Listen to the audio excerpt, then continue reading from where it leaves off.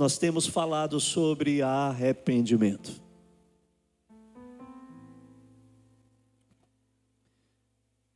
E talvez, embora não pareça, mas nós vamos continuar falando sobre arrependimento. E toda a palavra que eu estiver colocando para você, e que fala de facetas, que falam sobre nós, ou que falam sobre a igreja, entenda que essa área é uma área de arrependimento, tá?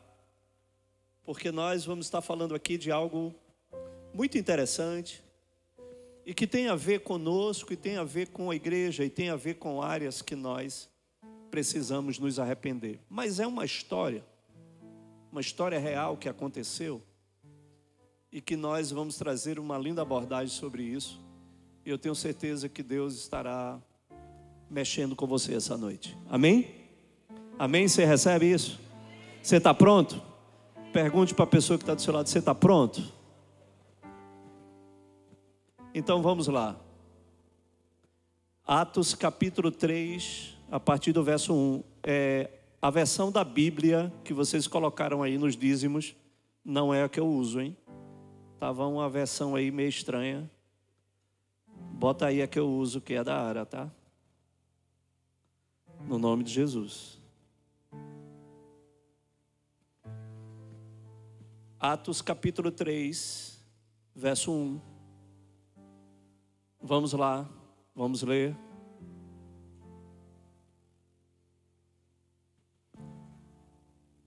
Amém. Acompanha comigo aí. Pedro e João subiam ao templo para a oração da hora nona.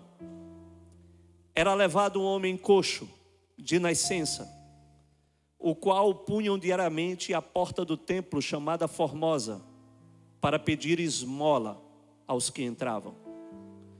Vendo ele a Pedro e João, que iam entrar no templo, implorava para que lhe dessem uma esmola. Pedro, fitando juntamente com João, disse: olha para nós. Ele os olhava atentamente, esperando receber alguma coisa. Pedro, porém, lhe disse: não possuo nem prata nem ouro, mas o que tenho, isso te dou. Em nome de Jesus Cristo, o Nazareno, anda. E tomando-o pela mão direita, o levantou. Imediatamente, os seus pés e tornozelos se firmaram, e de um salto se pôs em pé, passou a andar, e entrou com eles no templo, saltando e louvando a Deus. Viu todo o povo a andar e a louvar a Deus, e reconheceram ser ele o mesmo que esmolava assentado à porta formosa do templo, e se encheram de admiração e assombro por isso que lhe acontecera. Amém? Você pode louvar a Deus por essa palavra?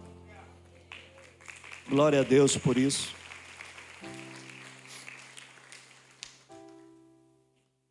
Deixa eu lhe contar um pouco e relembrar para alguns o contexto desse momento, nesse episódio que aconteceu já no início dos primeiros passos da igreja. Em Atos 1, o contexto era que existia uma promessa de que o Espírito Santo iria ser derramado, e os discípulos foram enviados para Jerusalém para que lá pudessem esperar que essa promessa de Joel 2 ela se cumprisse. Isso foi Atos 1. Atos 2 foi o cumprimento da promessa. O dia de Pentecoste se fez real naquele dia, e o Espírito Santo de Deus foi derramado, e ali se dá início à igreja do Senhor Jesus na terra. O Espírito foi derramado e houve um acréscimo na primeira pregação de Pedro de quase 3.000 pessoas que se converteram. E que depois foram batizadas nas águas. Falar nisso, nós tivemos batismo esse final de semana. Depois a gente vai apresentar os novos batizandos para vocês. Esquecemos disso. Mas, continuando em Atos 3, veja bem esse contexto. Era algo ainda extremamente recente do que tinha acontecido em Atos 2. Era algo recente. Mas diz o texto que Pedro e João, eles estavam subindo ao templo na hora nona. A hora judaica naquele momento, ela era dividida por intervalos de 3 horas. E era de costume que o judeu orasse na hora terça, 9 horas, na hora sexta, meio-dia, e na hora nona, às 15 horas. Era comum que todo judeu fiel, ele participasse destas orações. Pedro e João estavam subindo na hora nona. É interessante que alguns historiadores, eles declaram que essa oração da hora nona, muita gente denominava como a oração da confissão dos pecados, a oração do arrependimento. E muitos subiam para esse momento de oração no templo. Isso muito me intriga, porque os discípulos passaram por uma experiência poderosíssima, uma experiência que marcou Jerusalém, e que Jerusalém, depois dessa experiência e do Pentecostes, nunca mais foram a mesma. E os discípulos também impactados e cheios do Espírito Santo, mas mesmo assim, eles subiam ao templo para um tempo de oração e um tempo também de confissão e de arrependimento. E todo esse episódio que nós acabamos de ler, ele aconteceu enquanto Pedro e João, eles subiam lá para ter um tempo de oração, um tempo de autoavaliação, um tempo de arrependimento, um tempo de se colocar diante de Deus. E é muito interessante isso, queridos, porque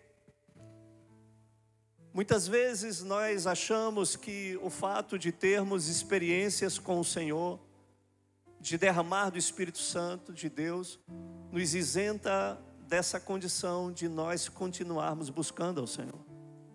Nós precisamos, e que isso é algo que precisa ser contínuo,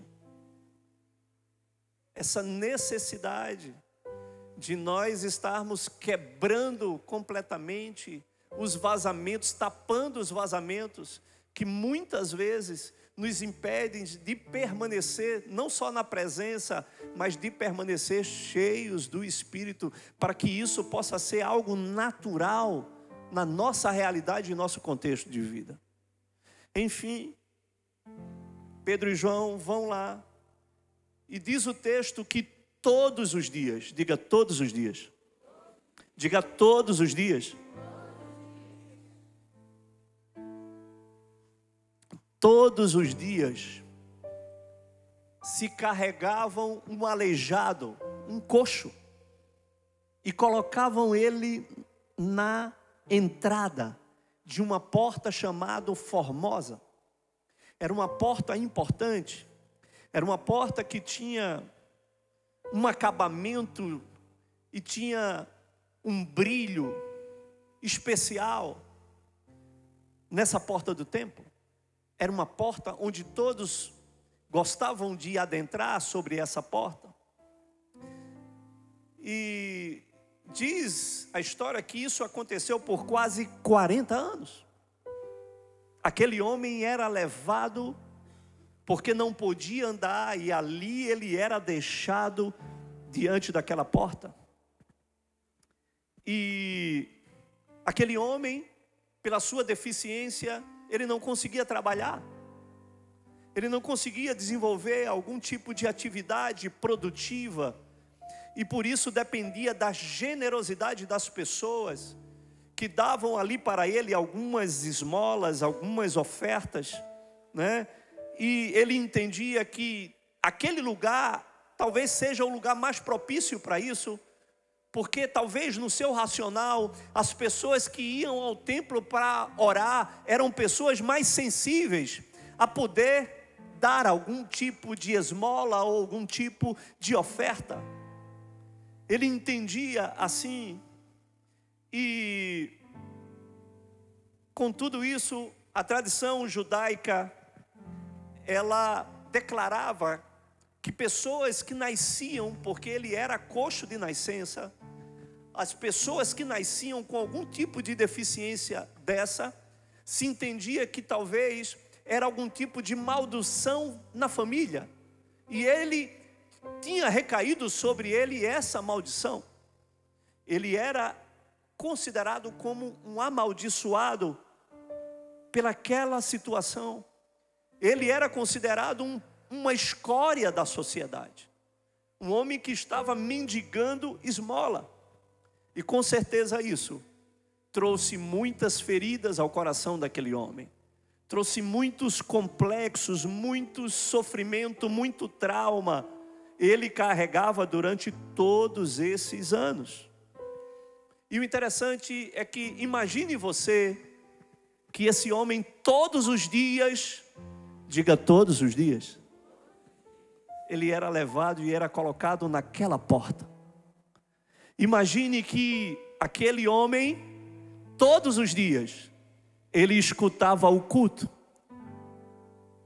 ele escutava as canções, ele sabia já de cor toda a liturgia rabínica, ele conhecia todas as pessoas que iam em cada horário, ele conhecia os rabinos e conhecia as famílias, ele conhecia talvez até dos acontecimentos e fofocas que aconteciam ao redor, mas todos os dias eles estavam ali, ele escutava a palavra, ele escutava as canções, ele sabia dos princípios, mas ele não podia entrar no templo, porque nenhum defeituoso poderia entrar no templo. Ele se punha fora do templo, porque não era permitido entrar. Então, ele vivenciava todo o culto, ele vivenciava e escutava toda a palavra, ele participava do lado de fora de todo momento de louvor, de celebração, ele participava das ofertas que eram dadas no templo, ele participava de tudo, mas a única coisa que ele não podia, ele não podia entrar no templo, ele ficava do lado de fora. Essa é uma realidade. A realidade hoje é que nos dias de hoje isso ainda acontece, porque nos dias de hoje nós temos também muitos coxos que precisam ser carregados todos os dias para dentro do templo. Temos pessoas que precisam de ser estimuladas, de ser encorajadas e talvez até carregadas para estar num dia de domingo igual a esse aqui. São os coxos dessa geração que para entrar no templo precisa de gente que carregue, de gente que ligue, daquele discipulador chato que fica no pé. Você está vindo? O que é que aconteceu? Por que você não veio? E depois liga também para vocês. São os coxos dessa geração. Eu não sei se você conhece alguém assim, que não conseguem andar com as suas próprias pernas, que sempre depende das muletas espirituais, que sempre depende de ser carregado. É diferente desse coxo da Porta Formosa, porque estes eles entram no templo, estes eles usufruem da palavra dentro do templo, esses eles participam de tudo dentro do templo e do culto, mas a realidade é que eles estão dentro, mas o coração deles estão fora. Então a gente tem uma dicotomia, porque aquele coxo ele estava fora e queria estar dentro, E nos coxos de hoje tem coxo que está dentro e parece que está fora. E essa é uma área de arrependimento. Vai contabilizando isso. E talvez essa seja a realidade de muita gente que talvez esteja andando no Senhor com muita dificuldade, que constantemente, durante anos e anos, precisam estar sendo ainda carregados. Que Deus tenha misericórdia. Mas essa é a realidade. Mas quando Pedro e João estavam entrando, aquele homem abordou a Pedro e João, pedindo uma esmola. Diga, uma esmola. E com certeza, sem conseguir fitar os olhos nele, diante daquela condição, diante de como ele se sentia. Mas ele estava ali pedindo esmolas, porque disso ele dependia para sobreviver.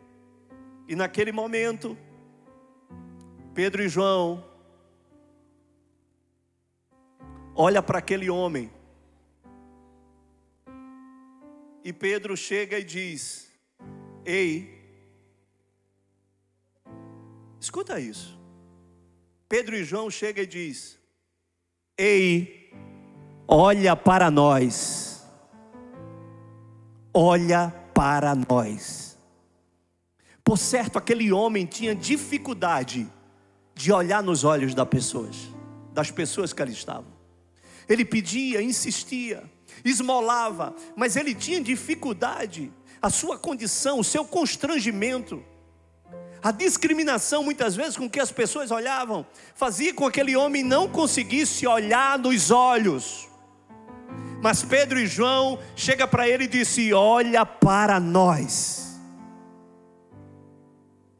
Querido, muitas vezes a nossa falsa espiritualidade nos faz querer afastar de gente. Às vezes o fato de nós sermos espirituais ou nos acharmos espirituais nos faz não nos querer mais. E talvez essa seja um grande pecado também da igreja, porque quando as pessoas se tornam famosas, quando as pessoas se tornam influentes, quando as pessoas se tornam com muitos seguidores, talvez, dentro da internet, e elas se tornam importantes, elas não querem mais estar no meio de gente, não querem mais estar no meio do povo. Mas eu quero te dizer que a gente tem um Deus que era Deus e se fez gente para habitar no meio de nós, e Ele sempre estava no meio de gente, no meio das multidões e no meio das pessoas que passavam por toda sorte de problemas. Então, que Deus tenha misericórdia de nós e não nos deixe simplesmente deixar de estarmos com o povo e deixarmos de estar com gente. Precisamos estar com gente.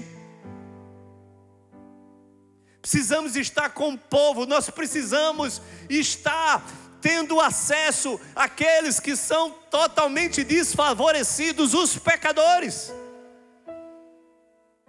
E não ter essa falsa espiritualidade, ou esse lugar onde não nos permita mais estar no meio de gente.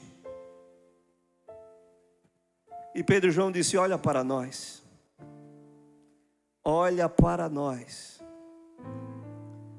E essa também é uma posição ousada, porque às vezes também nós não temos esse respaldo, não temos essa segurança de pedir para que as pessoas possam olhar para nós. E muitas vezes dizemos: não, olha para Cristo. Olha para Jesus, que Jesus nunca vai te decepcionar. Não, queridos. Nós precisamos ter a ousadia de dizer: olha para mim. Porque Paulo chegou e disse: sede meus imitadores, como eu sou de Cristo Jesus. A igreja é feita de homens, de mulheres, de pessoas que precisam ser referência, que precisam ser modelo, que precisam ser padrão. E dentro dessa realidade nós não podemos simplesmente ser tímidos. Não é questão de arrogância, mas é questão de vida e de caráter de Deus que nós precisamos carregar para poder ser fonte de inspiração para as pessoas e podermos declarar para as pessoas que elas podem olhar para nós e naquilo que nós estamos espelhando a vida e o caráter de Jesus, nos imitem. Olhem de fato para nós. E naquilo que ainda nós não chegamos, nos ajude a chegar. Mas ele teve a ousadia e não teve o medo de dizer: olha para nós. A igreja é feita de gente imperfeita, mas que está se esforçando para se parecer mais com Jesus, amém? E nós iremos nessa caminhada. E Pedro e João disse: olha, eu não tenho prata e não tenho ouro, mas aquilo que eu tenho, isso eu te dou. Levanta-te e anda. Escute uma coisa: nenhum de nós podemos paralisar por aquilo que nós não temos. Escute isso. Eu não posso paralisar por aquilo que eu não tenho, mas eu preciso me mover pelaquilo que eu tenho.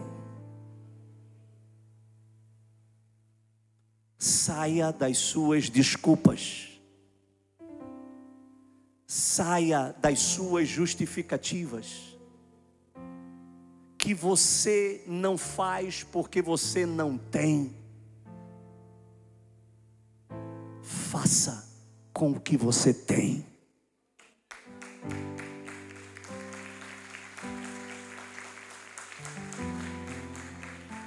Comece a fazer com o que você tem nas mãos. E deixa de dizer que você não tem. Sabe por quê? Porque tem coisas que eu não tenho e eu preciso ter. E tem coisas que eu tenho e talvez não precisava ter. Deixa eu lhe falar uma coisa. Pedro e João, eles poderiam ter alguma moeda de prata ou de ouro, sim ou não? Poderia ou não poderia ter? Eles poderiam ter. Eles poderiam ter alguma moeda, eles poderiam ter algum dinheiro, ou eles poderiam ter todo o dinheiro do mundo. Mas a pergunta que precisa ser feita é que, mesmo que eles tivessem isso, o dinheiro iria mudar a condição daquele homem? Sim ou não? Sim ou não? Então ele poderia ter, mas em nada o dinheiro poderia mudar a condição daquele homem. Ei, talvez nós temos coisas que talvez isso não muda nada na nossa vida, e que não muda nada na vida das pessoas, mas nós precisamos ter coisas, nós precisamos ter algo dentro de nós que é capaz de mudar a nossa vida e de mudar a vida das pessoas que estão próximas de nós. Você está me entendendo? Então essa realidade era uma realidade muito real. Eu costumo dizer que eu trabalhei em uma instituição bancária onde eu conheci uma das famílias que ainda são hoje uma das famílias mais ricas do Brasil. uma família de donos de banco. E uma reunião corporativa num grande hotel em São Paulo, uma grande conferência de todos os executivos do banco. Eu vi aquele homem, o maior acionista do banco, em cima de uma cadeira de rodas, onde não conseguia levantar as mãos, onde para beber um copo de água, alguém tinha que colocar um copo de água na sua boca. Muito dinheiro, muito patrimônio, mas não tinha o que você tem, que muitas vezes você não valoriza.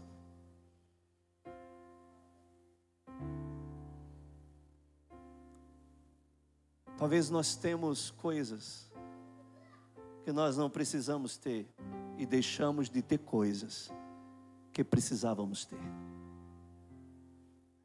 Pedro então disse: olha, eu não tenho prata nem ouro, mas tem algo dentro de mim, tem algo que eu estou carregando, tem algo que resolveu morar em mim, tem algo que pode sair de dentro de mim, que pode mudar a tua história.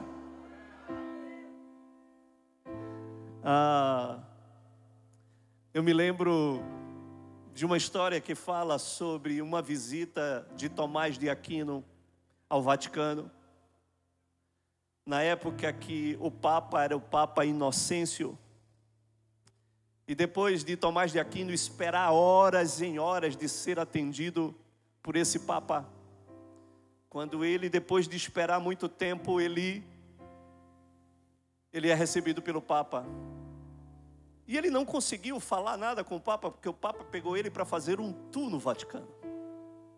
E começou a mostrar no Vaticano todas as lindas peças e obras de arte de ouro, de prata, todo o ouro do Vaticano, todas as obras que eram obras valiosíssimas, todo o poder que o Vaticano tinha de prata, de ouro, de coisas que foram acumuladas ao longo do tempo. E depois de mostrar tudo aquilo para Tomás de Aquino, ele chega e diz: está vendo, Aquino? Hoje a igreja não precisa falar feito Pedro falou, que nós não temos prata nem ouro, porque hoje nós temos prata e ouro. E Tomás de Aquino disse: é verdade, mas também a igreja não pode dizer: levanta-te e anda, porque a igreja hoje tem prata e ouro, mas a igreja hoje não tem o poder do Espírito Santo. Mas, após Pedro ter falado isso, diz o texto que Pedro toma aquele homem pela mão e levanta aquele homem. Diga: tomou pela mão.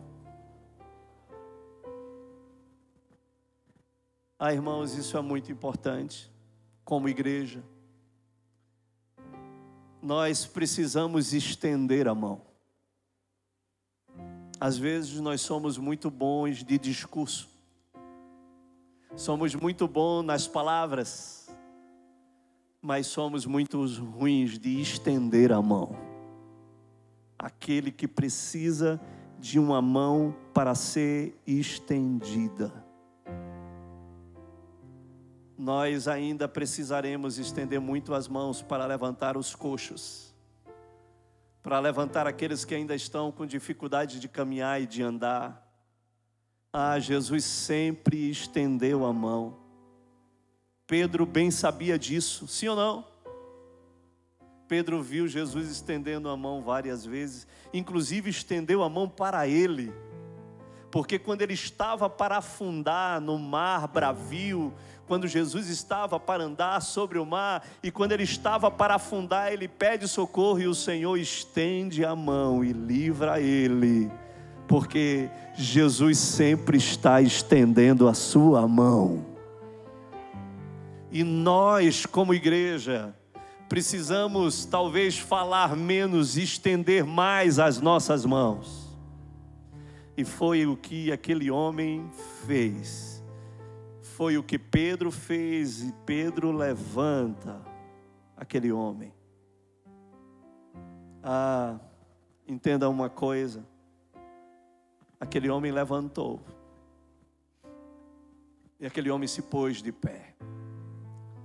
Seus artelhos completamente atrofiados, engembrados de anos. Suas articulações completamente rígidas foram destravadas e voltaram ao lugar com firmeza. E aquele homem saltou. Deixa eu dizer uma coisa para você. Misericórdia de Deus, ela é derramada na nossa vida. E assim como o Hugo estende uma palavra dessa, de um testemunho de cura, eu quero dizer para você, e quero reafirmar, Hugo, Deus te curou para que você possa curar alguém. Deus está te libertando e te libertou para que você possa libertar alguém. Deus está te restaurando e te restaurou e restaurou o teu casamento para que outros casamentos sejam restaurados. Deus, Ele te prosperou, está te prosperando para que você também prospere outras pessoas. Deus está te ungindo para que você também possa ungir outras pessoas. Você está entendendo? Nada é sem um propósito. Pedro falou para aquele homem: olha para nós. E aquele homem olha atentamente, esperando alguma esmola, mas Pedro não tinha esmola. Pedro tinha algo diferente para dar àquele homem. Meu Deus. Você sabe o quanto aquele homem recebeu? Vamos ler novamente. Aquele homem, ele pediu e esperava por uma esmola. Escute bem isso. Quando Atos 3, 5 fala e diz: ele os olhava atentamente, esperando receber alguma coisa. O que é que ele esperava receber? Esperava o quê? Diga, uma esmola. Ele esperava receber o quê? Ele esperava receber o quê? A expectativa dele era uma esmola. Mas veja agora o que ele recebeu. E eu vou dizer o que ele recebeu e você vai contando, tá? 1, 2, amém? Para que a gente entenda que ele esperava uma esmola. Mas veja o que ele recebeu. Diz o texto: Pedro, porém, lhe disse: não possuo prata nem ouro. E diz o texto: e tomando pela mão direita, ele queria mesmo o que? Era uma esmola. Mas ele recebeu uma mão estendida para ele. Amém? Diga 1. Depois diz que quando Pedro estendeu a mão, Pedro o levantou. Diga, levantou. Diga 2. E imediatamente os seus pés e tornozelos se firmaram. Os seus pés e tornozelos foram endireitados e ficaram novamente normal. Diga então 3.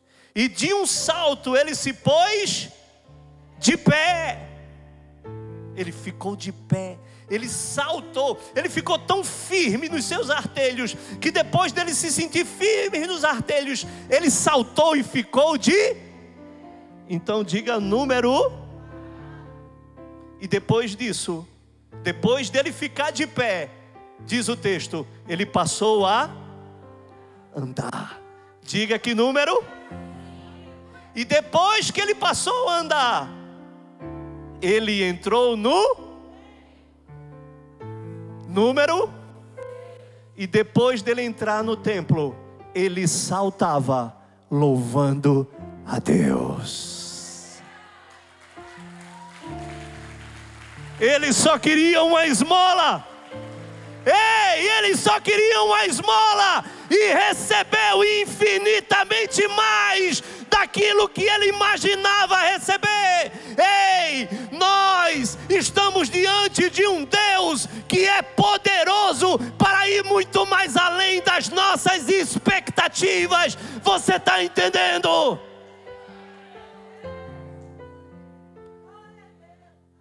Era uma esmola apenas. E ele recebeu 7 vezes mais. Eu quero declarar essa noite que, se você entender isso, o Senhor, Ele estará pronto para, em um tempo de arrependimento, Ele vai te dar 7 vezes mais. Ele está pronto para isso. Em todo lugar onde houver arrependimento, haverá uma mudança de história, haverá uma mudança de cenário, haverá uma virada de chave. Meu Deus, que coisa incrível, que coisa poderosa.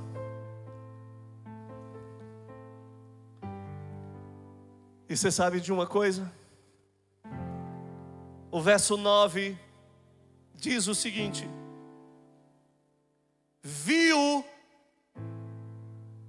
todo o povo a andar e a louvar a Deus, e reconheceram ser Ele o mesmo que esmolava assentado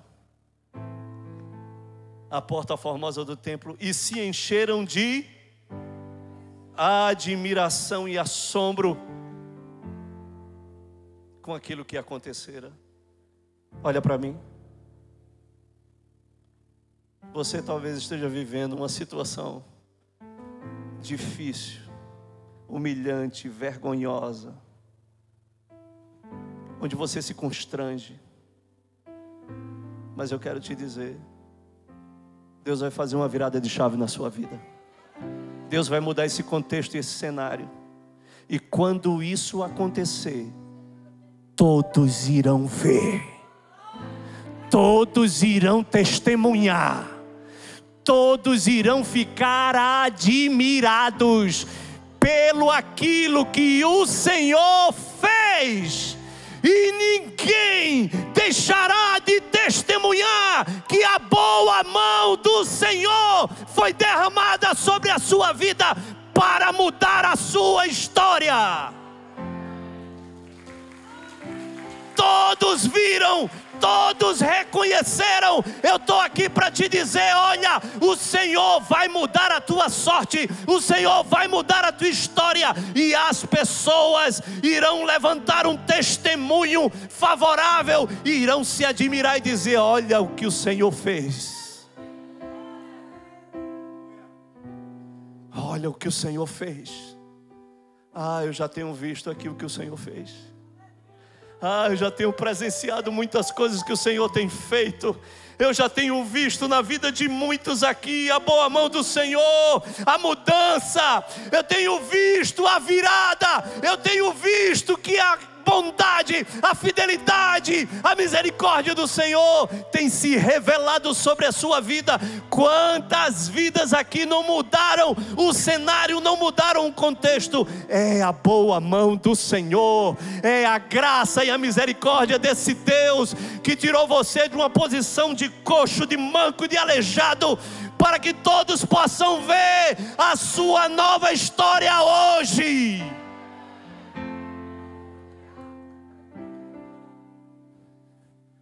E o Senhor ainda fará. Gabrielzinho, há uma semana atrás eu esperava você aqui, porque na semana passada eu estava orando, e o Senhor me deu uma visão e disse assim: fala para Gabriel, que porque eu estou abrindo uma nova porta para ele. E eu esperei você aqui domingo passado e não lhe vi. Mas hoje eu estou dizendo para você, uma nova porta o Senhor está abrindo.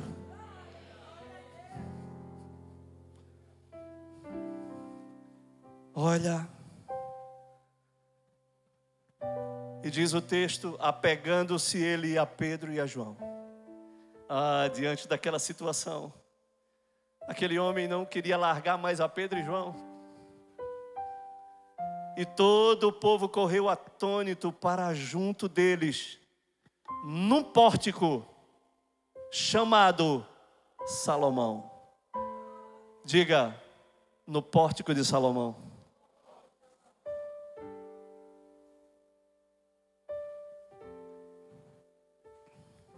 Aquele homem, durante quase 40 anos, ele ficava de que lado? Ele ficava onde no templo? Ele ficava onde? Ele ficava do lado de fora do templo. Ele era discriminado, considerado amaldiçoado. Mas diz o texto, agora ele estava dentro do templo. Mas não era só dentro do templo. Ele estava agora tendo acesso ao pórtico de Salomão. A um lugar importante. A um lugar de colunas de mármore, onde os principais religiosos e escribas se reuniam para discutir a palavra de Deus. No lugar onde Jesus pregou. No lugar onde Pedro pregou, e aquele que não podia entrar dentro do templo, agora estava no pórtico de Salomão. Ei, Deus vai tirar você de onde você está, e vai levar você para um lugar que você não imagina que poderia chegar. Esse é o Deus que faz coisas extraordinárias.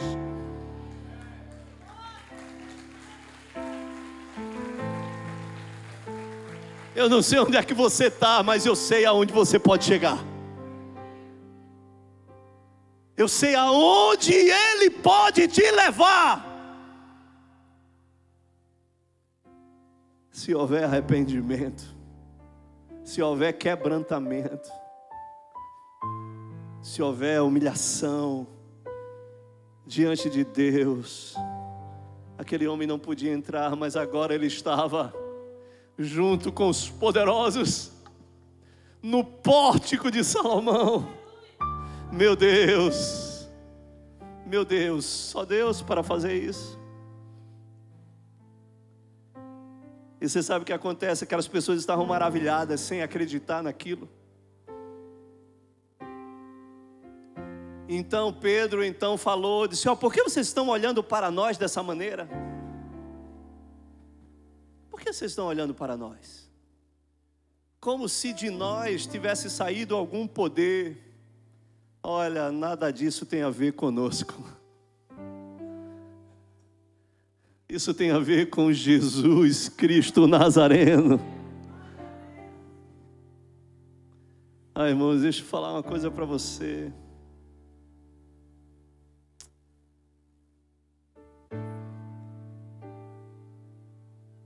Os homens que oram, que jejuam,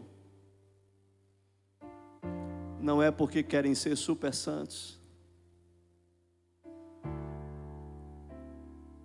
Não é porque querem ser super crentes.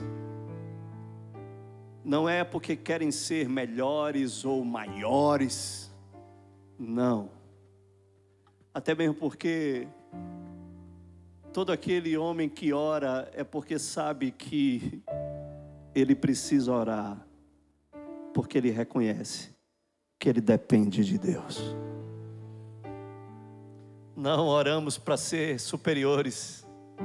Nós oramos e jejuamos porque reconhecemos o nosso estado, porque reconhecemos a nossa miséria, porque nós reconhecemos o nosso pecado e nós precisamos estar todo o tempo diante dEle. Nós precisamos depender dEle sempre. Olha, meu irmão, eu não sei você, mas eu quero te dizer, eu não consigo mais viver sem orar, sem jejuar. Eu não consigo, porque eu preciso dEle.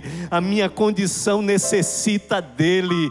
Eu preciso ouvir a voz dEle. Eu preciso ser dirigido por Ele. Eu preciso ser guiado por Ele. E eu faço isso porque eu reconheço que eu sou um miserável, que eu sou um pecador e que eu preciso dEle.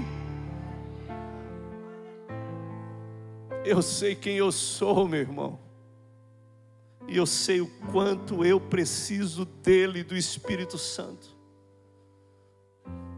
Eu oro e jejum para que eu possa ser mais manso do que eu sou, para que eu possa ser sempre manso com essa mulher, sempre, para que eu possa ser simples, para que eu possa ser humilde, para que eu possa ser quebrantado, para que as mazelas elas possam cair sobre a minha vida, as misérias possam ser completamente vencidas. É por isso que eu oro e jejum. Talvez você não ora, você não jejua porque você não precisa. Talvez seja isso. Talvez você se ache tão dependente e independente que você não precisa orar, que você não precisa da direção de Deus, que você não precisa de Deus. Porque uma pessoa que não ora, não jejua, é porque ela não precisa dele. É que ela não reconhece a sua condição. Ah, meu irmão, mas entenda isso, eu faço isso porque eu reconheço a minha condição. E eu preciso muito. Ah, meu Deus, Deus sabe como eu preciso. Deus sabe como eu preciso.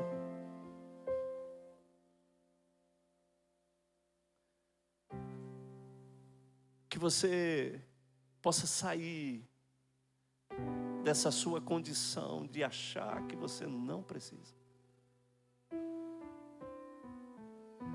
Pedro disse isso, olha, isso não advém de nós. Nós estamos subindo aqui para orar. Nós estamos subindo aqui no templo para orar. E você sabe que o que foi que Pedro falou? No verso 13. Diz o texto. Olha o que Pedro diz. O Deus de Abraão, de Isaac e de Jacó, o Deus dos nossos pais, glorificou a seu servo Jesus, a quem vós traístes e negastes perante Pilatos, quando este havia decidido soltá-lo. Vós, porém, negastes o santo e o justo e pediste que vos concedesses um homicida. Deixa eu te dizer uma coisa. É engraçado esse texto porque Pedro estava falando para aqueles homens. E dentro desse discurso de Pedro, Pedro estava dizendo: vocês traíram e negaram a Jesus. Pedro está dizendo: olha, vós porém negastes o santo e o justo. É nessa hora que muitas vezes Deus envia os filhos das trevas, os enviados de Satanás, para mandar um bilhetinho para Pedro ali no meio da pregação. Pedro, peraí, tem um bilhetinho aqui para tu que eu vou precisar te dar. Porque tu estás falando de negar. Tu estás falando de negar, Pedro. Ei, Pedro, tu pode falar de negar, Pedro. Você está entendendo? Mas Pedro estava falando para aqueles homens com muita autoridade, que eles negaram. Sabe por quê, irmãos? Porque às vezes existe sempre um enviado de Satanás para querer relembrar o teu passado, para querer lembrar aquilo que nem Deus lembra mais, aquilo que Deus já simplesmente sepultou no mar do esquecimento, porque Deus te perdoou. Deus cancelou o escrito de dívida que era contra nós. Amém? Talvez Pedro tenha recebido esse bilhetinho, e eu acho que Pedro pegou esse bilhetinho e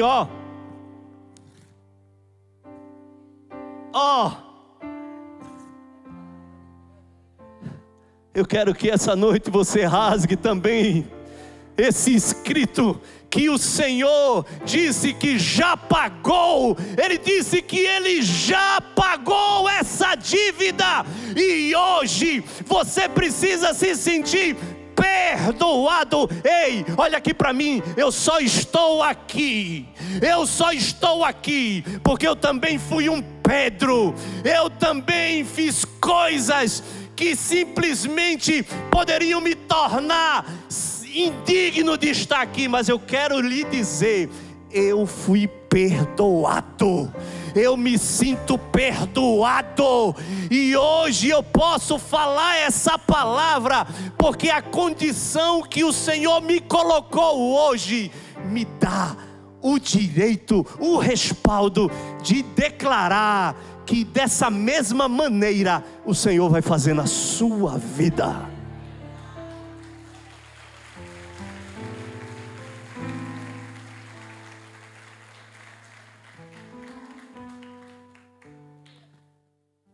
Irmãos, depois disso tudo, Pedro e João, eles foram presos por causa desse episódio de cura. Foram presos, sabe por quê? Porque curaram esse aleijado.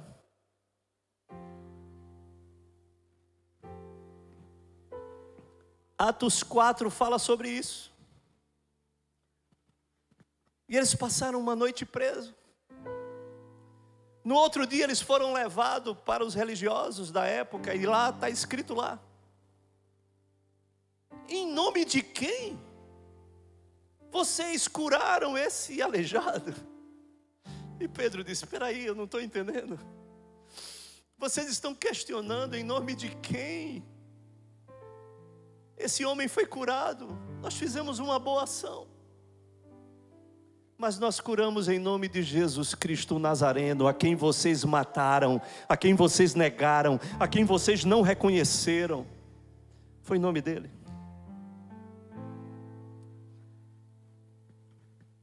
Mas pasmem, no meio de todo esse tumulto, no meio de toda essa situação de Pedro e João terem sido presos, terem sido encarcerados e depois tentados ser julgados, vocês sabem quem foi que permaneceu lá? Sabem quem foi que não fugiu? Sabe quem não de fato, diz a palavra, que se apegou a Pedro e João e não saiu dali do lugar? Abre lá em Atos 4, verso 14.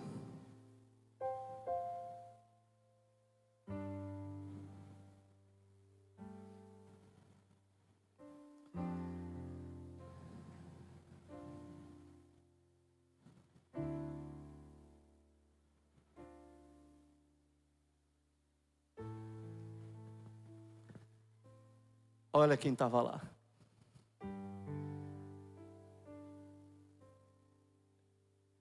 Diz o texto: vendo com eles o homem que fora curado, nada tinham que dizer do contrário. Ei, às vezes nós recebemos a nossa cura e a nossa bênção, e nós vazamos. Nós nem nos lembramos mais. Nós nem reconhecemos a bondade de Deus refletida através da vida das pessoas. Às vezes, ficamos só em tempos de bonança, no tempo bom, mas no tempo ruim nós não permanecemos. Mas aquele homem, ele foi curado e ele permaneceu ao lado de Pedro e João. Eles estavam presos e ele estava ali esperando eles saírem. E quando interpelaram a Pedro e João, em nome de quem eles haviam curado, ele estava ali do lado para testemunhar: olha, sou eu mesmo, fui eu que fui curado, e eu estou aqui para ser essa testemunha na vida desses homens. Ele permaneceu. Irmãos, há tantos coxos que foram curados, há tantos aleijados que tiveram a vida restaurada, que tiveram sua condição mudada, mas depois foram embora. Mas depois desapareceram, sumiram e não permaneceram. Esse é um ponto de arrependimento. Aquele homem, ele permaneceu. Essa noite, diante de tudo isso que foi exposto, eu quero te dizer aonde você se encontra. Quem é você nessa história? Quem é você dentro dessa realidade? Vamos ficar de pé.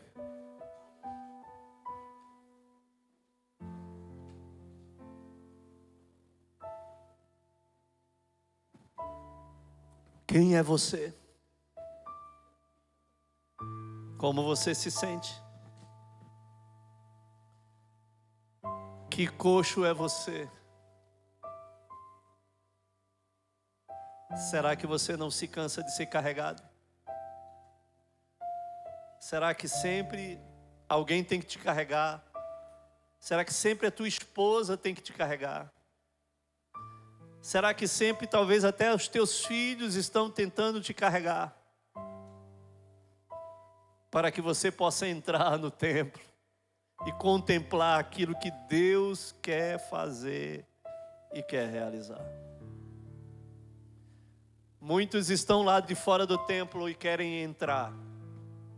E muitos estão dentro do templo e querem sair. Quem é você?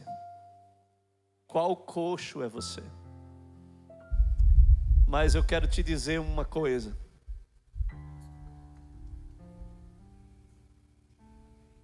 Queira você estar do lado de fora ou queira você estar do lado de dentro, eu quero te dizer que o Nazareno, ele vai te encontrar onde você estiver. Ele vai te encontrar onde você estiver. E eu quero te dizer que ele vai estender a mão para você.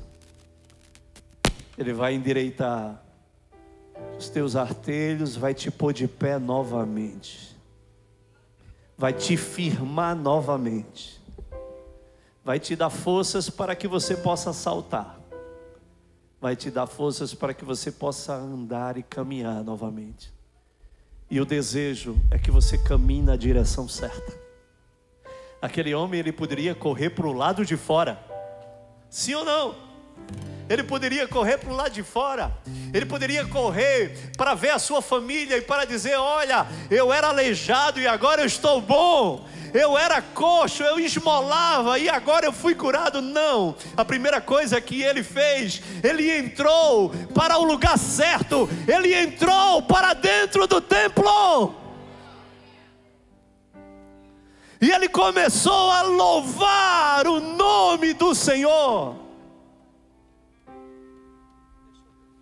Olha, isso faz toda a diferença.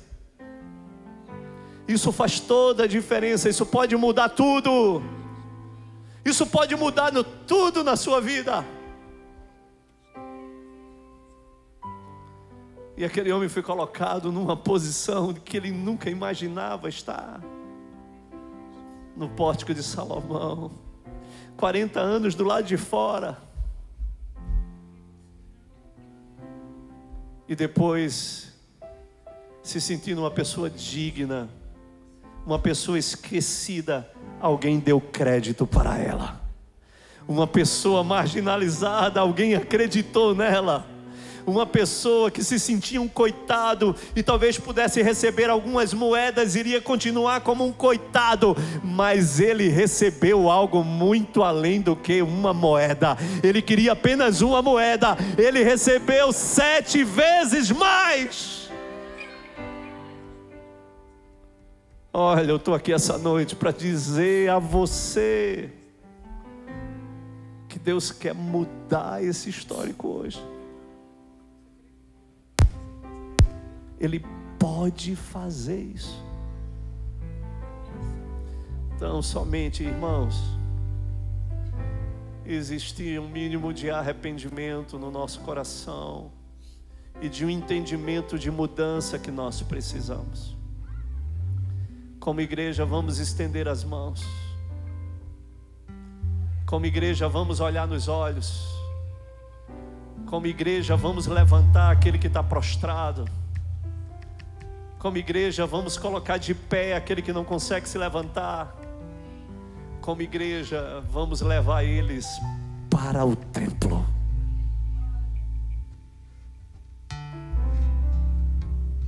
Duas realidades. E é por isso que essa palavra eu resolvi denominar ela o coxo e a igreja. Que são duas realidades tão próximas e tão distintas. Que essa noite, meus irmãos, nós possamos entrar em arrependimento. Talvez pelo coxo que eu sou, e talvez pela igreja que eu preciso ser. Que Deus possa nos alcançar e nos atingir da forma que Ele mais se encaixar com a sua realidade. Uma coisa eu sei: Deus não quer que você continue sendo carregado pelo resto da sua vida. O seu lugar é aqui, onde você pode louvá-lo e adorá-lo com toda a sua força, com todo o seu entendimento, com tudo que há de melhor em você. Senhor Jesus, Espírito Santo de Deus, nós recebemos essa palavra, Senhor, com temor